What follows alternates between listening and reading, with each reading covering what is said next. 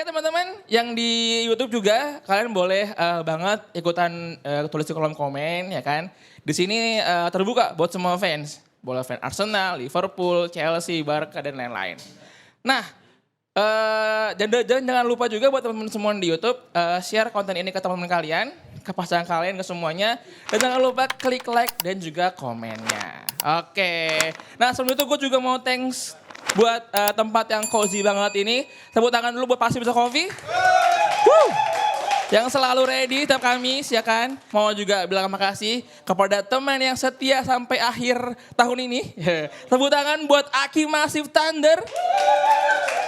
Gue baru tahu dari Pai, ternyata ini buat eskavator ya? Iya, alat berat ya? Mulai sekarang gue suka alat berat Pai. Gue suka eskavator pokoknya. Tambang.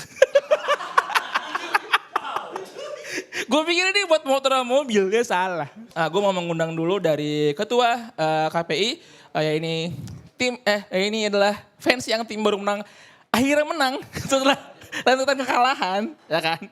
Akhirnya menang lagi, dan akhirnya Florian Ruiz bikin assist cuy. Cukup di Benten ya berarti ya. Tepuk tangan yang meriah buat Rijal.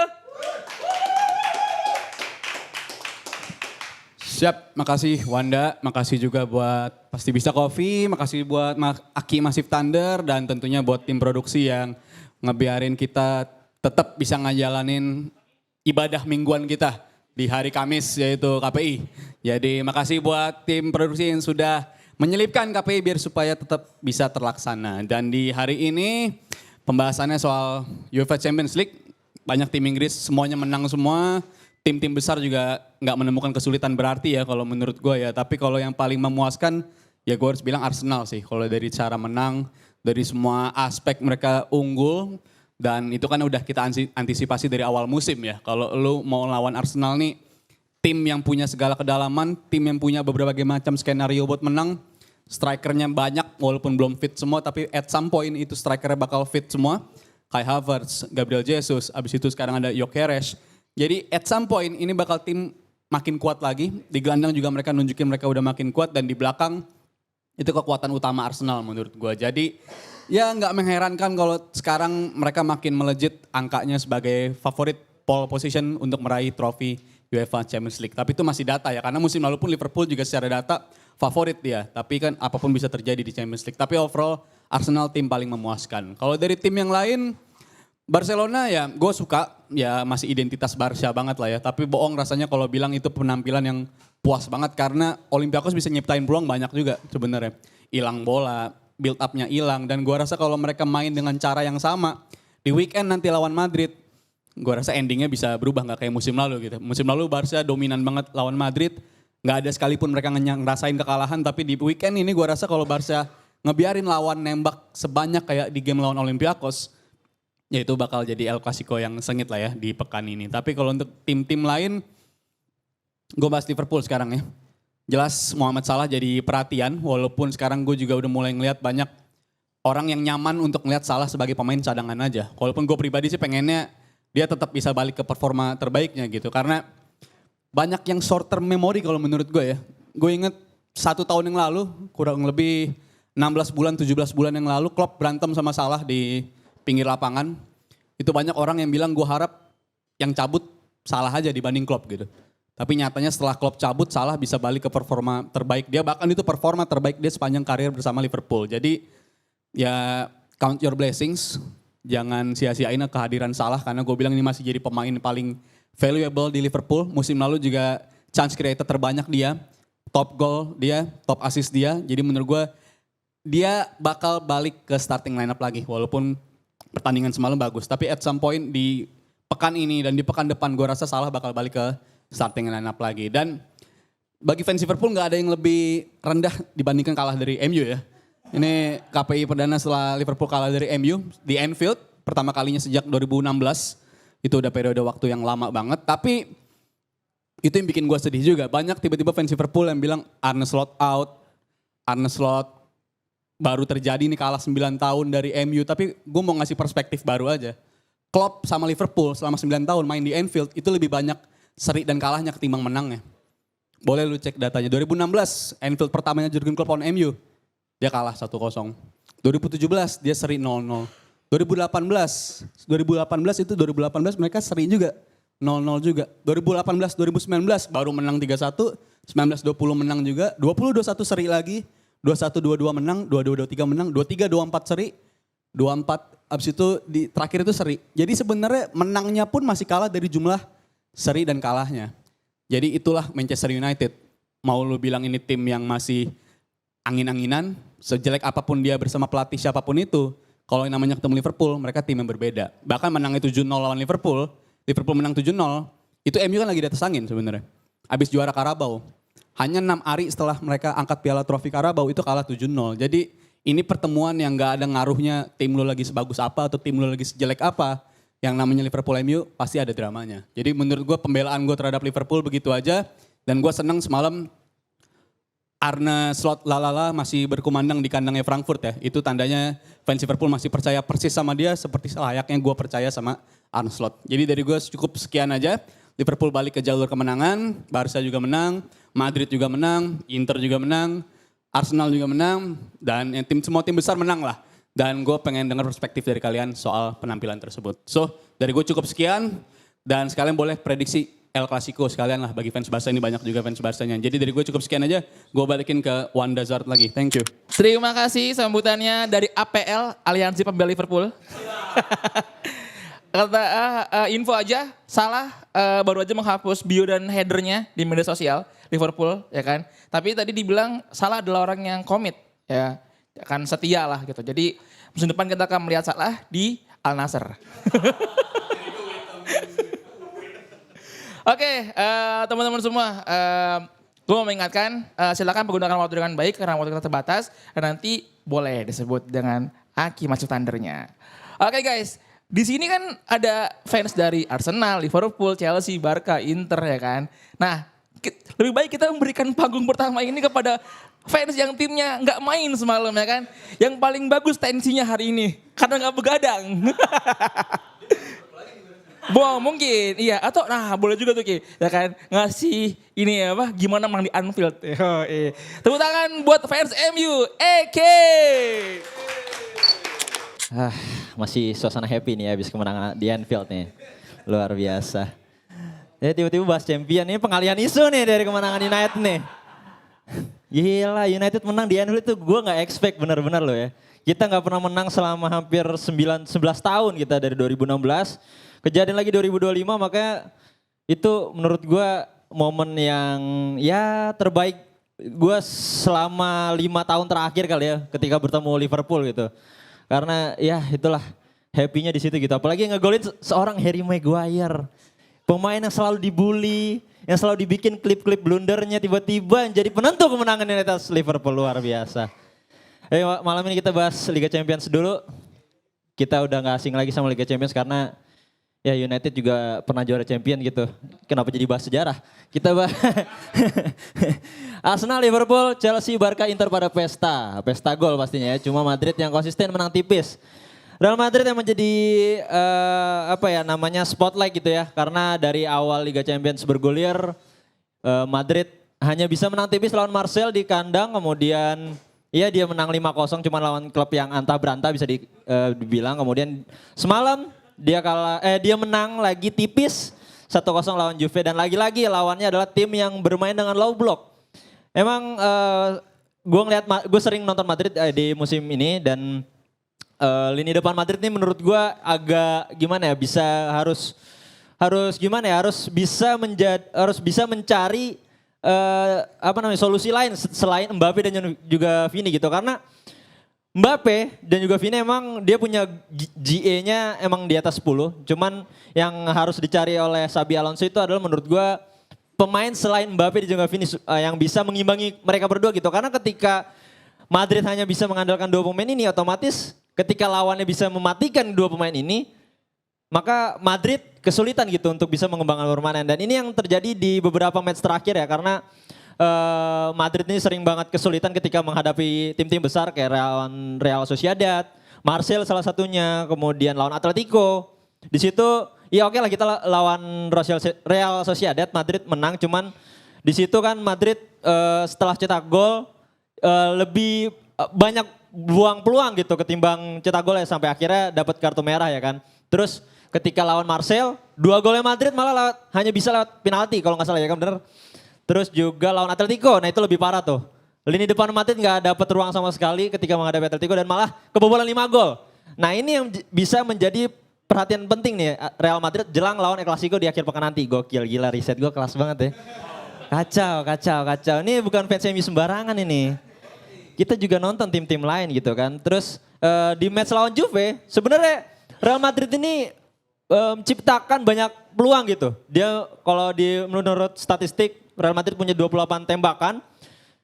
11 diantaranya on target kalau nggak salah. Dan 17 tembakan dari 28 itu terjadi dari dalam kotak penalti. Nah ini kan menandakan kalau lini depan Real Madrid ini agak tumpul gitu.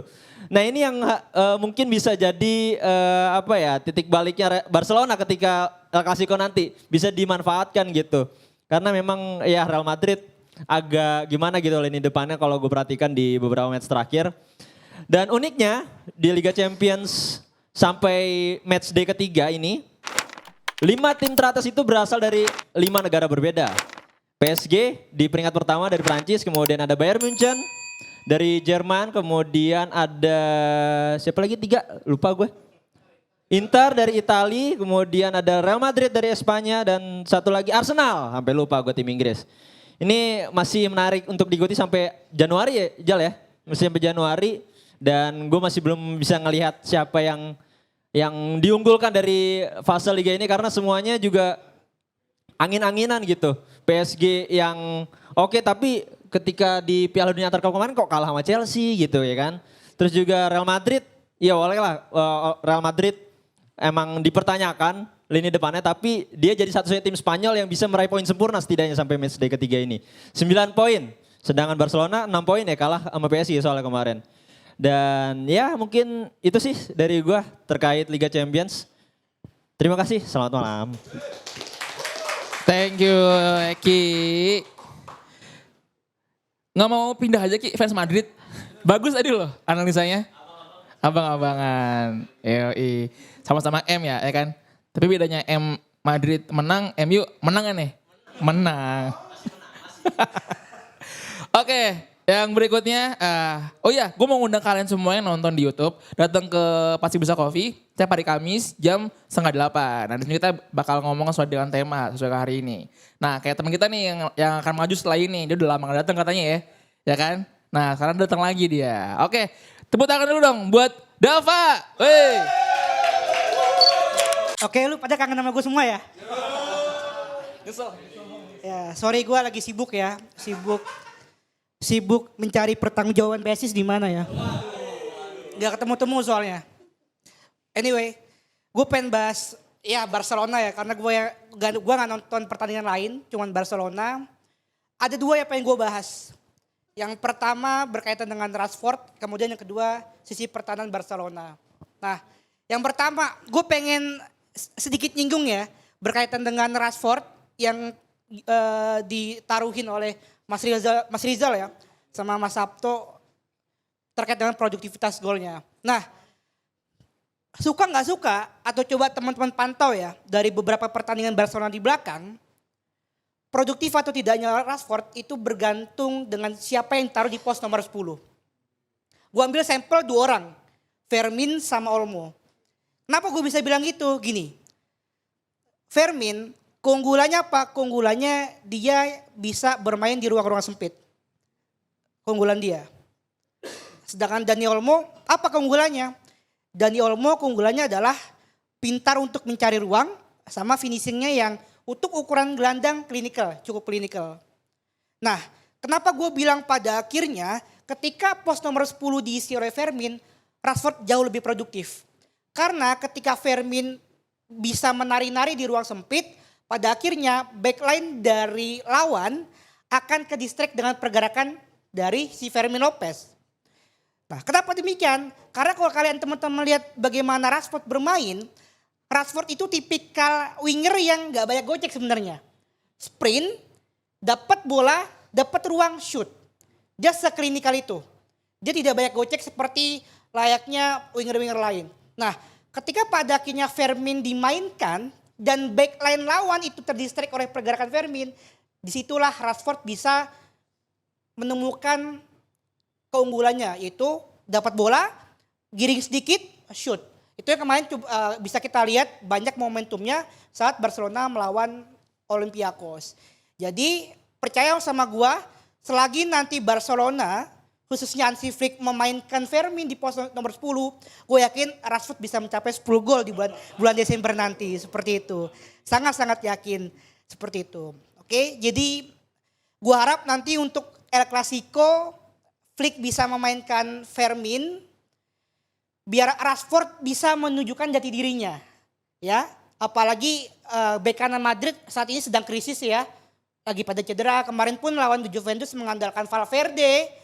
Tapi pada akhirnya ketika krisis tersebut bisa ditangani oleh Rashford, gue yakin minimal lawan Madrid, Rashford bisa mencetak 1 gol sama 1 assist. Itu minimal, seperti itu. Oke, itu untuk yang pertama. Yang kedua, ini gue akan ngomongin keresahan gue ya, ketakutan gue tahun ini perihal Barcelona. Lu semua sepakat gak? Kalau misalkan kita bilang Flick itu adalah pelatih yang miskin taktik kalau soal bertahan. Sepakat gak? Suaranya mana suaranya? Sepakat ya? Nah, sebenarnya ini bukan barang baru teman-teman. Masuk tuh barang ya. Itu bukan barang baru sebenarnya. Nah, ini gue pernah bahas juga pas live sama Akbar ya waktu itu. Sekarang lawan-lawan Barcelona tuh udah menemukan vaksinnya untuk bisa yang namanya menanggulangi offset trap Barcelona. Gue discuss sama temen gue yang analis sepak bola.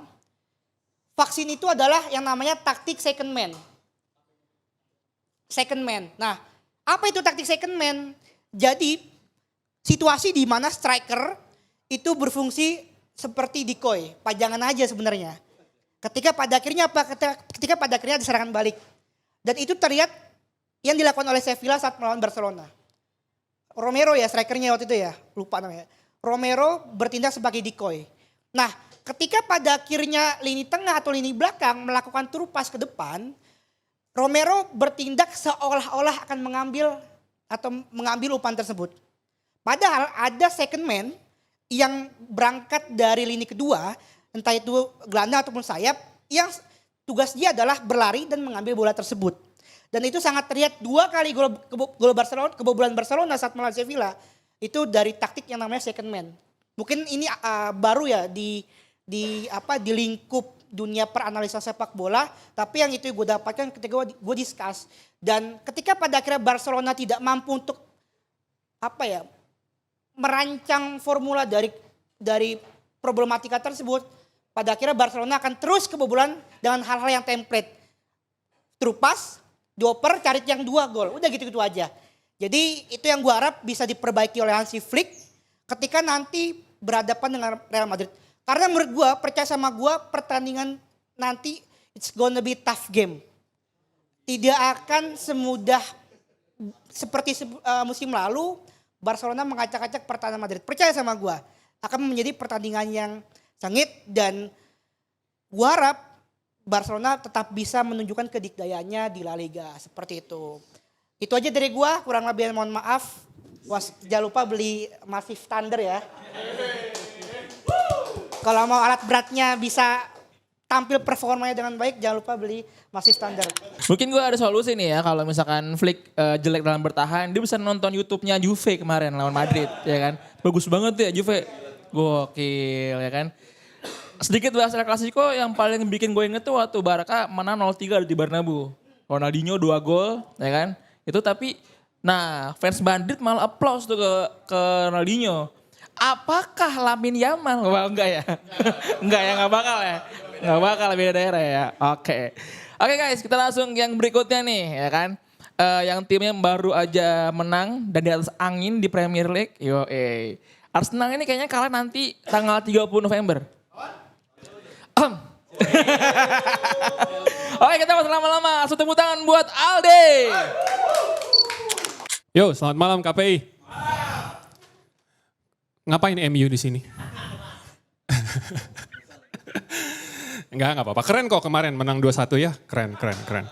Enggak, gue cuma mau buat yang para fans MU nih, gue cuma mau bilang, siapapun yang bilang Harry Maguire itu pemain jelek itu nggak ngerti bola.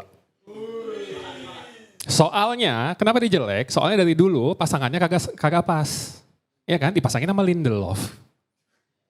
Bukan, mohon maaf ya kalau dibandingin sama back-back kita yang ada di Liga 1 ya bagusan mereka. Cuman nggak pas gitu kan. McTominay sama Fred, gue bolak-balik bilang dari dulu nggak pas. Gitu. Cuman kayak tadi kata ketua kita, ya kalau besok nggak tahu ya.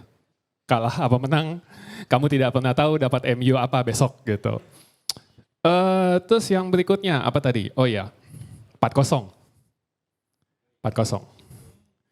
Tim yang jujur menurut gue tim paling komplit ya. Benar ya? Tim paling komplit ya? Tim paling komplit. Kenapa sih lu? Kalau ngiri bilang aja. Gitu. Tim paling komplit. Kenapa? Soalnya dari belakang sampai depan tuh lapisannya oke. Inkapie belum main. Ya, Inkapie belum main. Mosquera 21 tahun mainnya kayak gitu. Ya, depannya siapa? Gabriel Saliba. Oke, fine. Tengahnya lengkap. Odegaard cedera. Kelihatan kemarin kehilangan Odegaard? Enggak. Lawannya siapa kemarin? Atletico. Orang bilangnya Atletico. Atletico coy. Simeone coy. Coach defensif coy. Habis 4-0. Mau apa lagi? Apalagi yang mau dikomplainin? Gyökeres nggak nyetak gol. Kemarin nyetak 2 gol. Bilang, oh golnya gol beruntung. Maaf ya, kalau nonton bola itu pakai otak. Soalnya striker itu nggak boleh dijudge hanya dari gol. Striker itu macam-macam. Work rate, kayak apa work rate-nya? Work rate-nya Gyökeres gila. Bagus. Ini komen yang sama yang mau gue bilang dulu yang komplain sama Rafa Strike. Itu sama persis. Work rate-nya gila. Ya. Kemarin tadi siapa yang ngomong konsep second man? Tuh, konsep second man. Konsep second man itu bisa terjadi kalau striker lo kayak dia, kayak Gyökeres. Kayak Rafa Strike. Kayak siapapun yang false nine lah. Kenapa? Karena dia akan turun. Kalau dia turun, berarti mau nggak mau harus ada satu dong yang naik. Nah yang satu yang naik ini kadang nggak ditempel sama backnya. Backnya lebih fokus, striker gue kemana? Oh striker gue ke situ. Oh ya udah, gue jalan ke sana. Lewat. Through ball atas, through ball bawah, bolong. Gitu. So, keren. Full, komplit. Gue sih nggak khawatir tahun ini, mengingat sudah bertahun-tahun lamanya dulu, rasanya sengsara sekali. Kenapa gue jadi reminiscing? Bro, sengsara bro, beneran. Kebayang gak lo? Liverpool dulu deh waktu bolak-balik di peringkat 8, 9, syukur-syukur lah tembus Liga Champions terus tiba-tiba juara. Tapi kan tahun depannya lagi kita sengsara lagi, kan gitu kan? Gak enak.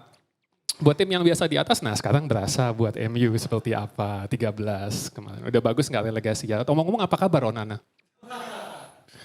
Onana 0 mistakes from goal loh di Trabzonspor. 0 mistakes. 0 mistakes menurut Footmob ya. 0 mistakes. Kemarin di MU berapa mistakes nggak tahu. Udah kayak ngumpulin Tazos, ada yang tahu Tazos nggak tahu, gue tua banget. Nah gitu, jadi gue sih aman kalau MU nanti, kalau Arsenal nanti kita sebelahan lagi sama Liverpool. Arne Slot pelatih bagus, gue gak khawatir sama Liverpool. Kemarin kalah itu hoax, ada hoki. Cuman gue pengen tanya satu deh, Salah kok ada egois ya belakangan. Itu sih, gue penasaran aja dari pandangannya Ketum. Nanti kita ngobrol, gue penasaran kenapa Salah kok kayaknya udah agak-agak. Apalagi yang dikejar gitu, gue penasaran gitu. Oh iya, terima kasih Aki Massive Thunder, mumpung ingat, mumpung lihat. mumpung ingat, mumpung lihat gitu, dari tadi ngomongin bola terus. Gue ingat soalnya gue ngeliat ini barusan dibilang kayak apa buat alat berat kan katanya. Tadinya gue mau beli mobil tapi sekarang jadinya mikir beli traktor. Gitu, jadi boleh kali ya beli. Seru kan di jalanan Jakarta beli traktor. Anyway, apa lagi? Madrid konsisten menang tipis. Yang penting menang bro. Iya nggak? Yang penting menang. Ngapain mikirin menangnya berapa? Menang 1-0 sama menang 10-0 gak ada bedanya. Iya kan? Kemarin tuh kayak kita yang timnas kita akhirnya tersungkur dari Piala Dunia, menang cuma 1-0. Gak peduli kan lo menang cuma 1-0. Yang penting menang. Tapi ya ceritanya begitu ya sudah.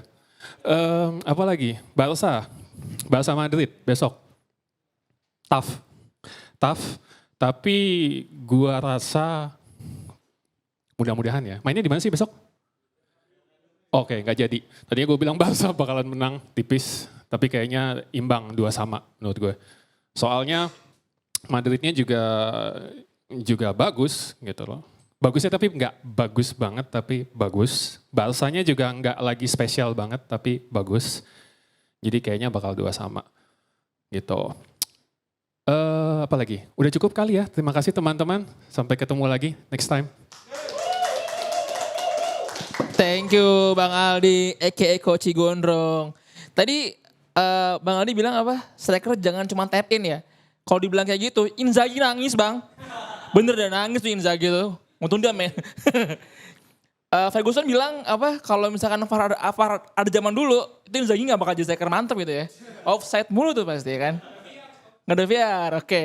Nah, tadi dari Liverpool udah, ya kan? Barca udah. Arsenal udah, sekarang yang Capocannoniere Itali. 2 jam ya, cepet 2 jam ya. Diambil lagi sama saudaranya. Oke, sekarang fans Inter, tepuk tangan buat Abel. Nonton diri sendiri nih. Ya, selamat malam semuanya. Arsenal, Liverpool, Chelsea, Barca, Inter, pesta. Oke, first things first ya, kalau klub saya dulu Inter ya. Berat gendong Serie A mulu. Atalanta cuma imbang lawan Slavia Praha. Hei, cek YouTube Inter, 3-0 tuh Slavia Praha. Juventus, oke lah. Gua gak akan terlalu roasting Juventus karena lawannya Real Madrid dan mereka jujur kemarin mainnya bagus banget. Makanya hence kenapa ada tulisan Madrid yang konsisten menang tipis. Jadi buat gua Juventus, asal mereka bisa nemuin kembali ritme mereka di Igor Tudor, melalui Igor Tudor sih kayaknya mereka fine-fine aja.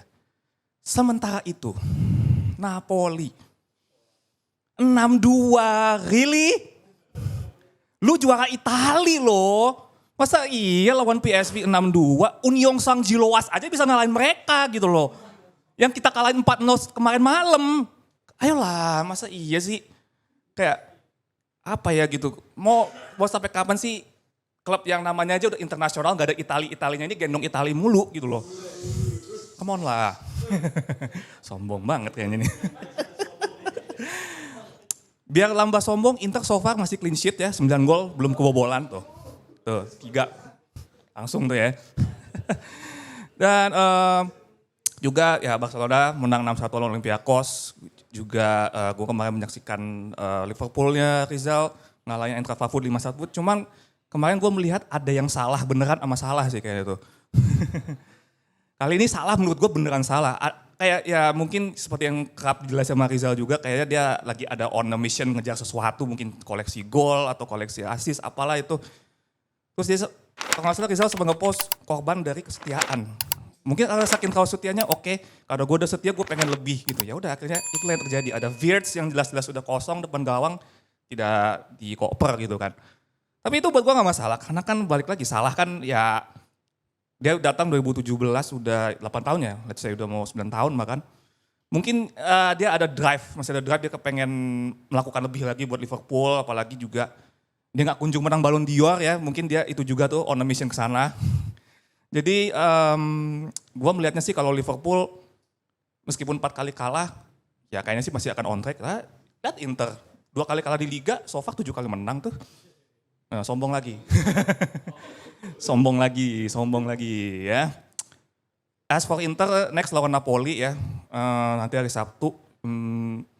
Prediksi gua sih ini tetap akan jadi tough game ya. Sekalipun Napoli terakhir kalah sama Torino 1-0.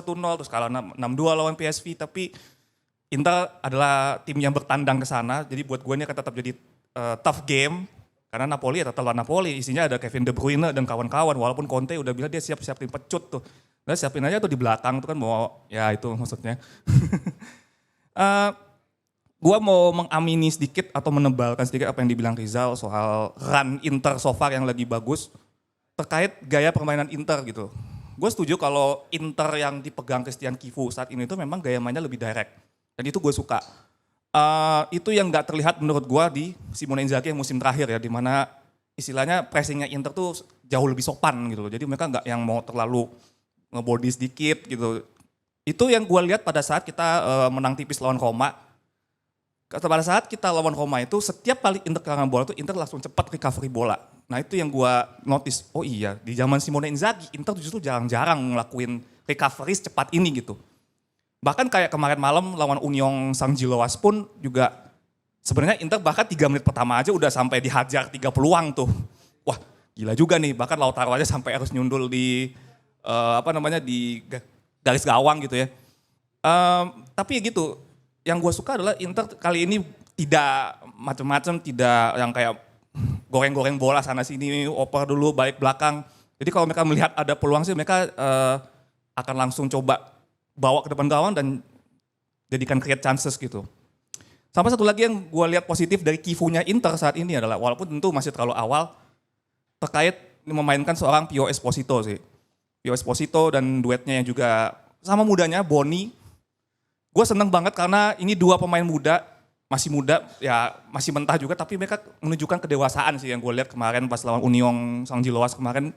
Nggak kelihatan seperti striker muda yang kayak deg-degan atau yang ya buat kesalahan sih pasti, soalnya ada Pio Esposito 1 peluang depan gawang dia sayangnya nggak masuk.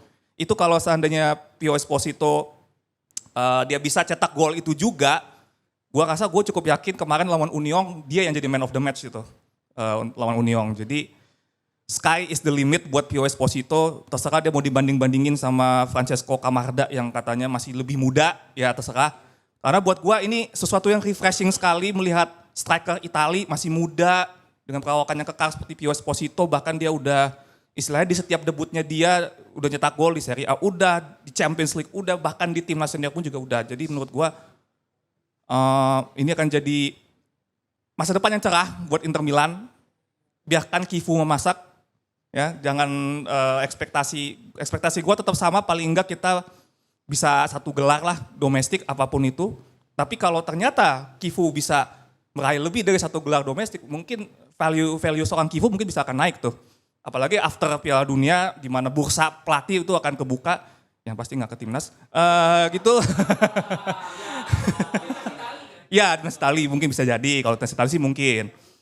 Ya, gue tidak khawatir sama sekali, walaupun banyak yang bilang setelah kalah lawan Juventus, Inter kayak hilang arah, Inter kayak nggak bakal jadi pesaing Scudetto, tapi toh the fact that Kifu bisa bawa tim ini tiba-tiba langsung 7 kali menang beruntun gitu, ya berarti Kifu sedang membawa tim ini ke arah yang benar dengan caranya dia, bukan dengan cara Simone Inzaghi gitu. Jadi buat gue sih kita sebagai fans Inter, kalau kata seseorang enjoy the moment aja, ya. Mungkin kita masih akan jadi penggendong koefisien Itali di Liga Champions ya dalam beberapa tahun ke depan, karena ada seorang pelatih yang CV-nya udah bawa juara domestik di mana-mana, selalu bilang lebih susah bawa juara Liga daripada di Champions. Lalu dibantai sama PSV, klub lu gimana sih? Ya udah itu aja kalau itu dari gua. Selamat malam. Oh ya, satu lagi karena kemarin banyak banget hasil-hasil yang masif. Nah, ini jangan lupa beli Massive Thunder ya. Champions League kemarin hasilnya masif, jangan lupa nih beli Massive Thunder, hampir lupa tuh ya. Oke, thank you itu aja dari gua. Selamat malam. Selamat malam Abel.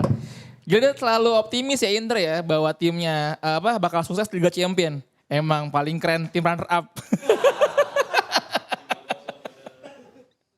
Oke guys, tadi udah dari Inter. Nah sekarang nih ada tim yang tulis belum ada perwakilannya. Karena gue maju jadi gue gak bisa ngomong. Tepuk tangan buat fans Chelsea, Dev. Oh ini buat negara, buat klubnya nanti belum ada ya. Ya, ini kayaknya dari judul atau dari temanya ngebahas hasil dari Liga Champions ya. Gua nonton Chelsea dan juga Real Madrid karena penasaran aja sama gameplaynya Real Madrid menjelang El Clasico ya gitu. Karena Barcelona udah beberapa kali nonton dan juga makanya yang gue tonton Real Madrid gitu. Tapi kalau untuk Chelsea sendiri, gue melihat bahwa sebuah fenomena yang hampir sama seperti musim lalu ya gitu. Kalau misalnya di kompetisi Eropa ini Enzo Maresca lagi-lagi berani menurunkan tim keduanya atau mungkin bisa gue bilang 90% pemain cadangan ya.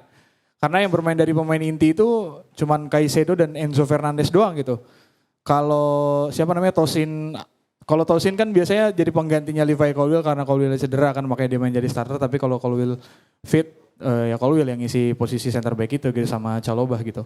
Dan itu adalah sebuah apa ya titik penting yang cukup oke ya yang dilakukan oleh sama Enzo Maresca karena menjelang musim dingin ini jadwal nanti udah makin ketat, Liga Champions main, Liga main, nanti juga turnamen-turnamen domestik main. Jadi gue melihat bahwa ada fenomena yang sama seperti musim lalu bahwa di kompetisi Liga Premier League sama Eropa ada dua tim yang berbeda gitu dari Chelsea gitu.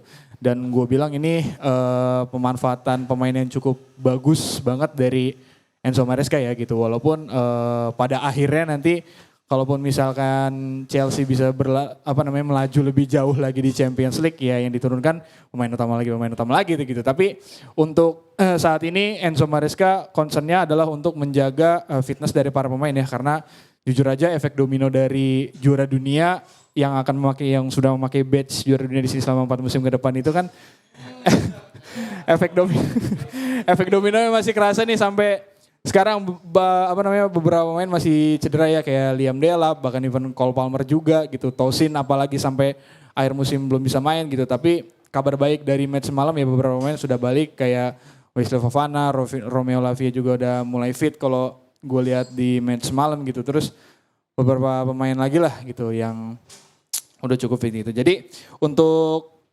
Chelsea ya tim terbaik di London saat ini gue bilang progresnya di Champions League udah cukup baik walaupun tertinggal di satu pertandingan kalah lawan Bayern Munchen ya gitu. Jadi gue rasa di fase liga ini hanya sulit ketika melawan Bayern Munchen dan terbukti hasilnya udah ada dan ketika melawan Barcelona nanti sih gue sangat menunggu-nunggu ketika ketemu Barcelona nanti. Tapi sisanya selain itu gue rasa Chelsea bisa menyapu bersih kemenangan untuk di fase liga di Champions League musim ini gitu. Sama sedikit lah gue mau nyinggung El Clasico di weekend ini ya. Catatan gue sih untuk Real Madrid khususnya ini mungkin kali pertama untuk Xabi Alonso melakoni derby Madrid pertama. Kemarin udah hasilnya juga udah ada. Sekarang El Clasico pertama mungkin untuk dia sebagai seorang pelatih ya gitu. Dan gue sangat-sangat menunggu pendekatan apa yang diturunkan oleh Xabi Alonso karena sebelum-sebelumnya Carlo Ancelotti kita tahulah gitu. Pendekatan apa yang dia lakukan untuk match-match besar ya seperti El Clasico lah atau final Liga Champions lawan City kan gitu. Nah nanti untuk Xabi Alonso gue sangat-sangat penasaran nih apakah akan bermain seterbuka itu atau si Xabi Alonso memilih untuk lebih menunggu gitu dan inilah yang mau gue lihat dan yang mau gue tunggu karena kalau dilihat dari match-match belakangan memang ya Xabi Alonso bermain cukup eksplosif ya karena dari itu banyak yang bilang ini akan menjadi tough gitu tapi gue masih tetap pengen menunggu untuk makanya khususnya untuk Real Madrid Xabi Alonso akan menggunakan pendekatan seperti apa. Kalau untuk Barcelonanya sendiri kayaknya hanya Rafinha ya yang cedera depan ya. Oh udah mulai latihan ya tapi Lewa ya. Itu maksudnya gue sih lebih ke pengen lihat perannya Rafinha sebenarnya kalau Lewandowski kan ya udahlah gitu. Dia udah ada Ferran Torres mungkin ya sekarang udah cukup bisa digantiin perannya sama Ferran Torres. Jadi gue yang pengen lihat sebenarnya Rafinha gitu dan ya sebenarnya masih menunggu juga udah bisa main atau belum Rafinha di El Clasico kali ini karena salah satu pemain yang gue pengen lihat selain Rashford karena Rashford udah cukup terbukti lah di beberapa match terakhir dia sangat-sangat eksplosif, sangat-sangat cair, sangat-sangat klinis dan cukup mengerikan lah kalau gue ngeliat Rashford nih kayaknya udah balik lagi ke masa prime-nya jadi tinggal tunggu Rafinha aja untuk jadi puzzle yang cukup lengkap untuk lini depan dari Barcelona gitu dan Barcelona juga kan sampai sekarang masih bermain dengan high defensive line-nya kan gitu. Jadi itulah yang akan menarik di El Clasico nanti pendekatan apa yang akan dipasang oleh Xabi Alonso gitu. Dan untuk tim-tim lain kayak Liverpool congrats lah bisa memutus serangkaian rentetan catatan buruk dari 4 kali kekalahan beruntun ya berkat pertemuan dadakan atau rapat dadakan ya gitu. Liverpool setelah rapat dadakan bisa memutus rekor buruk gitu. Nah ini ke yang di sini kapan gitu loh. Ya kalau untuk Arsenal ya udah cukup komplit lah. Maksudnya kayaknya tinggal tunggu hasil akhirnya aja di akhir pertandingan sama nanti di akhir kompetisi harusnya bisa membuahkan hasil yang lebih daripada musim-musim sebelumnya lah gitu. MU nggak ada ya, jadi nggak usah lah gitu. Oke segitu aja dari gue, selamat malam KB, terima kasih. Oke, selamat malam. Thank you Dev, perwakilan dari Chelsea. Ini Bang Dev, kalau lu nanya bakal cedera, siapa yang cedera ini? Ludovic Yuli. Sama Iniesta. Lama ya. Oke, dari tadi udah ngebahas Liga Champions dan disisimin sama El Clasico. Nah kita langsung nih ya kan, ke perwakilan yang timnya bakal main di El Clasico besok. Tepuk tangan dong buat fans Barca, Akbar. Wih.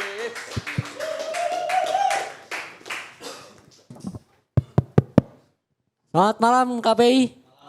Wah ini set menarik nih ya. Kayak tiap minggu bisa nih kayak gitu. Oke, Barcelona semalam menang 6-1 ya. Tapi memang ada sedikit hadiah menurut gua. Tadi mungkin gak disinggung. Bahwa Rashford diving, gua fair-fairan aja Rashford diving.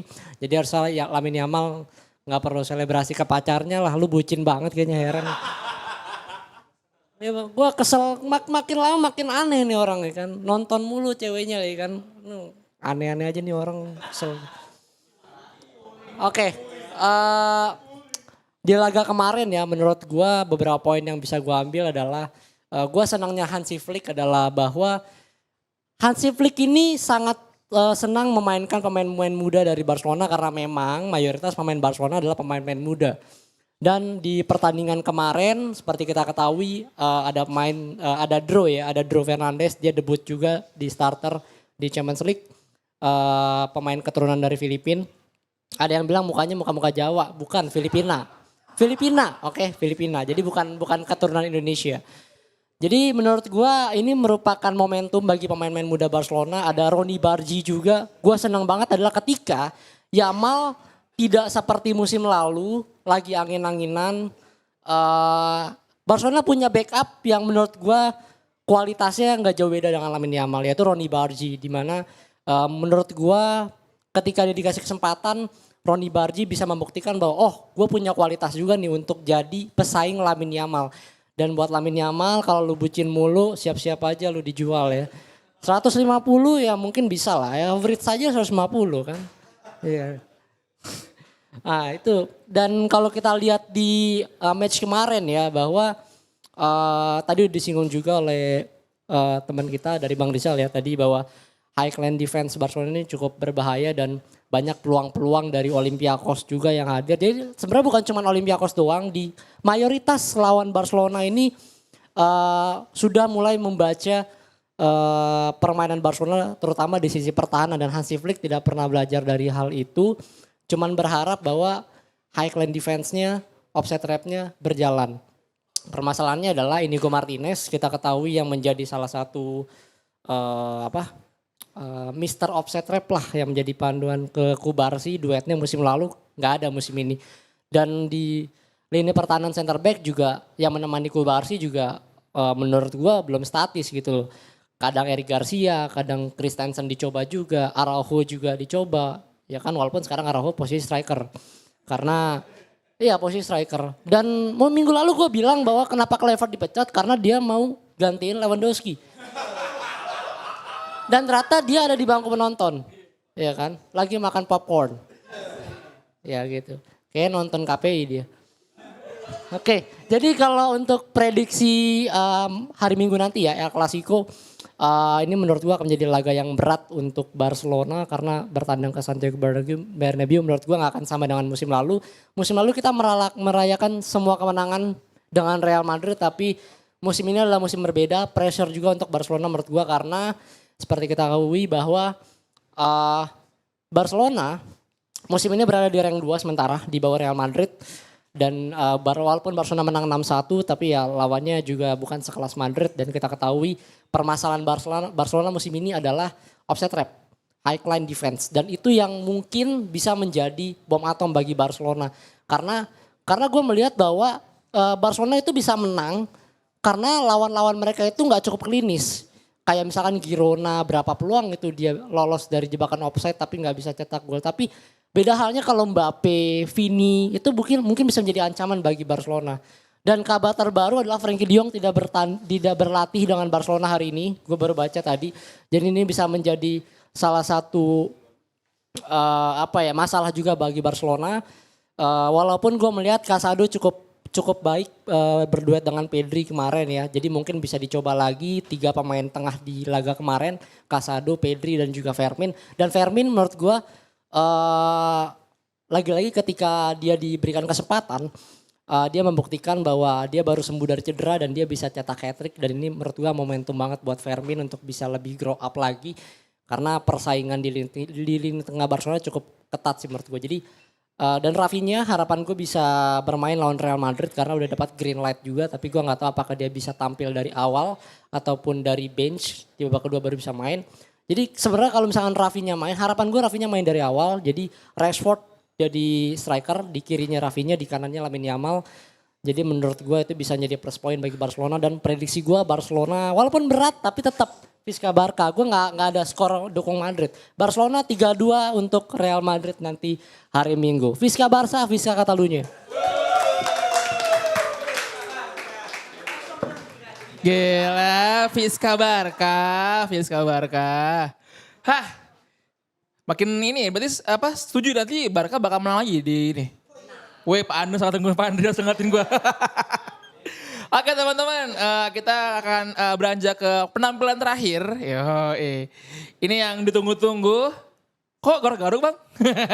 Oke deh, langsung aja dari fans Liverpool, tepuk tangan buat Yono, bukan Yono. Selamat malam komunitas Pundit Indonesia. Lagi seneng.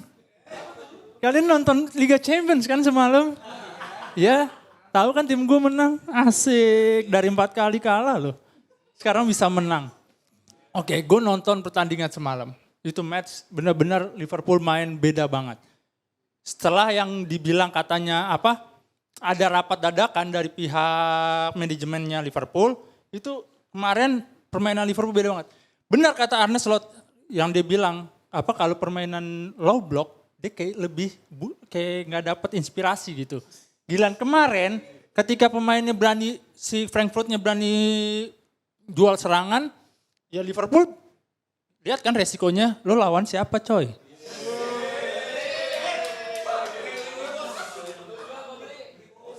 Kalau lawan lo MU, Chelsea boleh.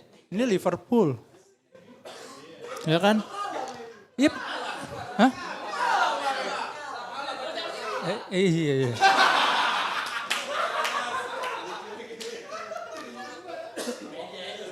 Oh iya, Arsenal dong menang ya? Iya. Itu gue bilang kemarin permainan benar-benar hampir ya 60% lah pertandingan dikuasain sama Liverpool Football Club. Gue nyebutin harus lengkap karena gue cinta. Ya kan, itu permainannya benar-benar nguasain banget. Dan kemarin ada yang gue senangin, akhirnya Florian Wirtz bisa ngasih assist dan permainannya berubah. Kemarin dia lebih klinikal, lebih menguasai sektor belakang kotak sepertiga tuh. Dia benar-benar nguasain di situ banget. Diberi leluasaan. Berkat Salah nggak main, Muhammad Salah. Karena di kirinya Gakpo, Isak sama Ekitike tuh rolling, saling bertukar tempat, ya kan? Ya, kalian tahu lah ya pemain striker Liverpool larinya kayak Aki Masif Thunder kan, kenceng.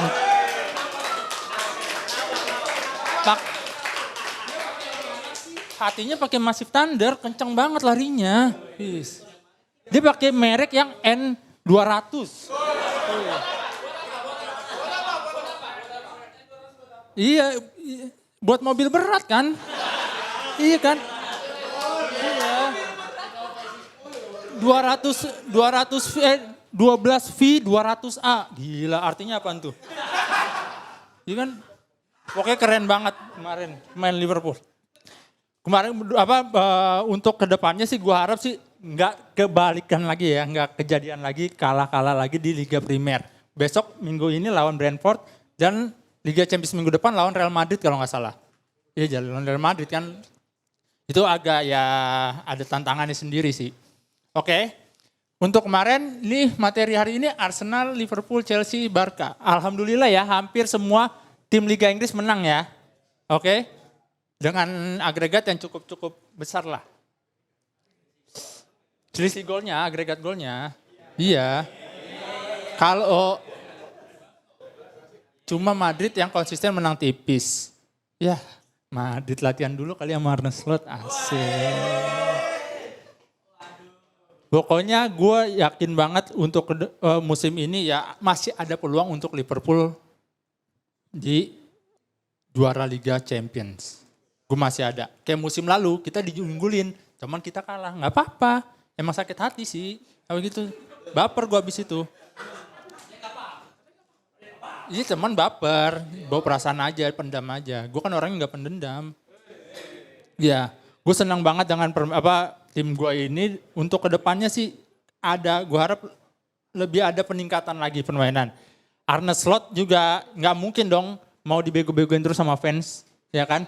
Fans aja kemarin udah kesel 4 kali kalah tuh. Gue lihat di beberapa komunitas kayak Big Reds, Indo Reds, itu banyak banget yang udah apaan sih nih Slot kok begini sih taktiknya nggak bisa ada plan B-nya, ya kan? Lu plan A lu udah nggak jalan, ya lu jalanin plan B gitu.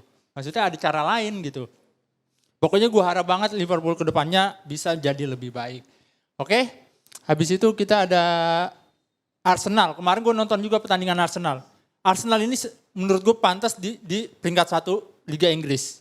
Karena kemarin permainannya beda banget, bagus banget, keren banget. Dia kedalaman skuadnya juga cukup tebal kan ya, melempem kan. Maksudnya tebal, melempem kan. Kalau tebal kan melempem. Tebal alot, iya. Pokoknya gitu. Dia dari lini depan, divisi depan, tengah, dan defense semuanya lengkap. Ya kan? Di divisi, gue dulu kerja coy.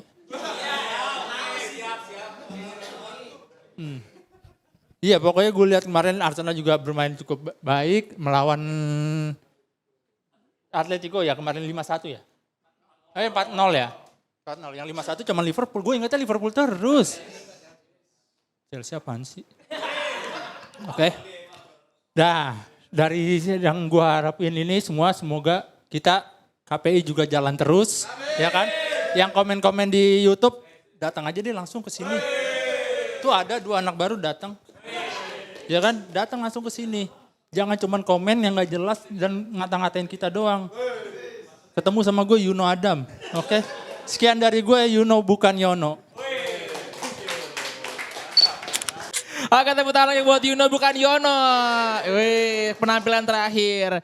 Oke teman-teman, sekali lagi gue mau ngucapin terima kasih udah datang. Walaupun gak semua maju, ya kan. Lagi-lagi waktu yang harus memisahkan kita guys. Tapi abis ini jangan kemana-mana, ya kan. Ada acara lagi. Nah, gue juga mau bilang ke teman-teman semua, kalau bisa nanti abis dari sini boleh kita follow semua yang udah kembali dari sini. Yang pertama ada Pasipsa Coffee, tepuk tangan dulu. Akun Instagramnya langsung di satronin ya kan, kita follow, kita share. Dan jangan lupa buat Aki Massive Thunder. Oke, sebagai closing statement, gue mau bilang, percayalah teman-teman bahwa di dunia ini banyak orang baik. Ya sih. Tetapi jika kalian tidak menemukan itu, mulai dari diri kalian sendiri. Oke, terima kasih. Kita ketemu lagi minggu depan di OJM yang sama. Pasti bisa kopi, ya kan? Dan jangan lupa jam 7:30 ya besok ya. Jam yang normal. Oke, terima kasih. Kita ketemu lagi di Komunitas Pandit.